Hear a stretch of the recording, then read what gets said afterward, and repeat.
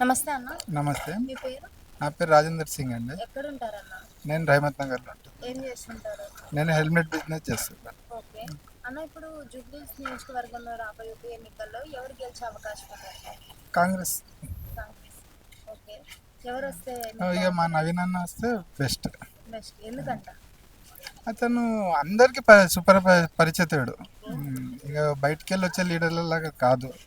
ప్రతి ఒక్కరిని పేరుతోని గుర్తుపెట్టుకునే మనిషి. మంచి చెడ్డ ఆప్యాయంగా ఉంటాడు మనిషితోటి. ఓకే.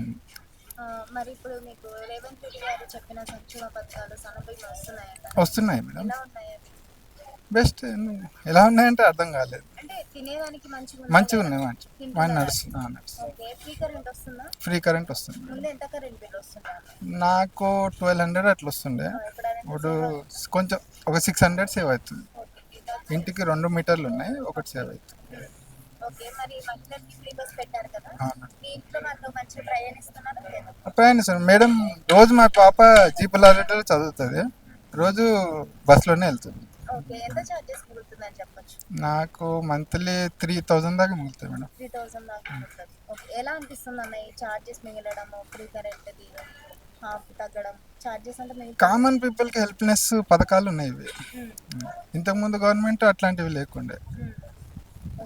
వాళ్ళ టీంకే బెనిఫిట్స్ అయ్యే ఉండే అది. హ్మ్. ఇప్పుడైతే కామన్ పీపుల్కి వచ్చింది. మధ్య తరగతికి ఉపయోగపడే పథకాలు ఉన్నాయి.